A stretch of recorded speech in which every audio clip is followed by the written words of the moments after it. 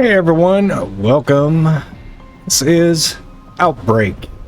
I saw a lot of requests of, wish you had a demo, can I play this? I'm going to go over just some of the settings. I have not done anything in this game yet, but what I liked about this is the radar system. Storm Chaser, back in 2019, an indie dev team, never really captured the real essence of all the tools and instruments used in modern day storm chasing. If you watch folks like Reed Temmers, hope I said that right. And yes, he's in the game. I don't know how he swung that, but start out, you can pick your vehicle. I'm going to go to settings next, so hang in there. You can modify your character, different cosmetics. It's early access, so I'm sure more will come along. You can pick male or female. There's several characters. It is multiplayer. Haven't tried that yet, but I've watched a few live streams. Look pretty good, actually. But vehicles, same thing. It's all based on purchase price. I assume it's based on videos or pictures you take, and from what I've seen, getting the probe set in the path of a tornado without dying, of course. But yeah, Dominator 3 is in here. Reed Temmers. I wish you could get the 360 preview on there. I always like the Dom. But we're stuck in this little Zenith, so hopefully the engine sounds are better with the better vehicles, because from the videos I watch, they're kind of cheesy. And just so you know, I'm probably going to break this video into two parts, just for your patience. We covered the garage settings. I wanted to touch off on these real quick.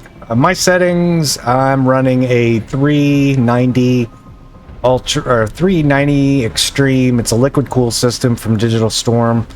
The Velrox X, if you're interested. Pretty standard. It's a 2-year-old PC, state of the art, right before the 4000 series came out. So that just gives you an idea what I'm running.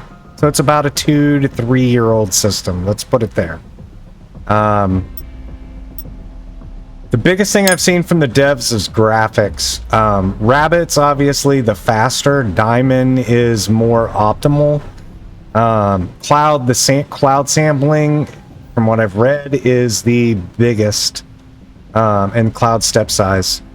This is the one you really gotta watch. You can, they recommend going all the way to Rabbit, and then kind of, as you feel you're good there, keep going up towards that Diamond, and you get that real finite tornado and the graphics that you want to see. I did enable VSync just because it works well for recording. Typically when I play games, I disable VSync.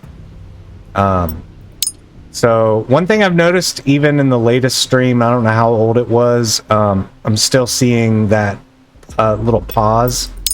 So we'll let you know there's a bunch of warnings when it's loaded up if you're worried about that 2-hour play time limit. And not that I'm encouraging a refund, but it is early access. The devs have been patching. Just recently added damage modeling, which is pretty cool. But I'm going to do the tutorial. We'll see how far we get. I just want to see if it actually goes into how to use the radar, because that's something real important in storm chasing, is understanding velocity and reflective debris, or the debris field. So let's chase in tutorial. I guess we're in storm chaser class. I can't move. Oh no. So you want to be a storm chaser? Oh, there we go. Great. Now. I bet the first thing you'll do is drive straight into the tornado. Don't do that. I bet they're going to do it. Every chase day in Outbreak starts at what's called storm initiation. That's when storms initiate. Your role as a storm chaser is to document the storm. either by taking pictures with your camera, reporting storm elements with your phone, or intercepting tornadoes with your probe. Good to know. If you do this properly, you'll gain currency at the end of the chase to purchase items in the shop. To get better pictures, simply get close enough to get a good view and fill up your camera roll with valuable shots. I've been missing the video. You hear the panoramic If Jeff sound. here would That's pretty turn nice. around, he would take better pictures. Yeah. Wow, this is going to be so many points. To get better reports, try to be the first to report each storm element. But reporting an element that was already reported is still valuable. To get the best out of your probe intercepts, you'll have to place your probe as close as possible to where the center of the tornado will hit. Stronger tornadoes are less common, but are even more valuable. Oh yeah, and remember that you can't place your probe on roads. That would not be very considerate for the other chasers, would it?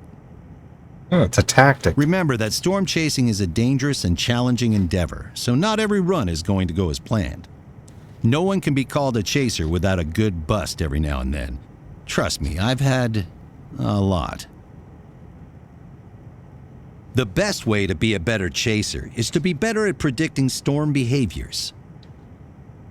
All the storms you will see in Outbreak are built using scientific weather data, so they are behaving exactly like they would in real life. You can observe and predict the formation of storm clouds by how they behave in the sky, or use realistic and accurate tools such as reflectivity and velocity maps as you would during a real chase that you can access in the game using, well, a button on your keyboard or on your controller, I guess. Outbreak also has advanced weather products, and we encourage you to explore them at your own speed using the info tooltip. But for now, let's stick with the basic products. The reflectivity map shows the intensity of precipitations, such as rain and hail in an area. The typical thing to look for on the reflectivity map is this nice little hook shape. We're not going to cover atmospheric science in a minute. Bear claw. Wink, wink. That hook-shaped group of colorful pixels is probably where it's happening. The second very useful weather product is the velocity radar. On this map, you can see where the physical radar is located in the world, and whether the wind is moving towards, in green, or away, in red, from the radar. My dog. Basically, you want to find a tight area of winds converging to a precise point, an indicator of rotation. If that's all gibberish for you, you can refer to the polygons on the map. They represent areas that are under a severe thunderstorm warning, in yellow, or tornado warning, in red. A tornado warning means there is at least potential for a tornado to happen in that area at any time, but it doesn't mean it will always touch the ground. Gives you an idea what the graphics are going to look like. If you're just starting, a good way to learn is to follow more experienced players around and observe which storms they are going for and how they position themselves. Before getting all that hard-earned money home, you'll get some deductions at the end of your chase. All the damage done to your car and windows from collision or hail will get repaired. All the money spent on fuel, including topping up your gas tank, and emergency towing will be deducted from your final earnings at the end. That was all my money. If you end up being terribly unlucky and your deductions end up being more than your earnings, we won't steal from your bank account, and you'll just end your chase day earning nothing. I can deal with that. That's the basics of Outbreak. If you have any more questions, don't hesitate to ask on the Steam forum or our Discord server. Which I joined today. today. Stay safe out there. All right, I hope the tutorial's more than that. I don't think it is. Let's sit back. All right. Back to the garage. Okay, so that's it for the tutorial. I guess we're gonna go have to play a scenario. I'm gonna cut the video at this point. We're gonna go do the tutorial. Or we're actually gonna go play. We're gonna chase a storm. I was hoping to see a little bit more of, you know, driving and talking. Maybe we'll get that in the gameplay first time. I don't know. But stay tuned, we'll find out. Be right back. I promise.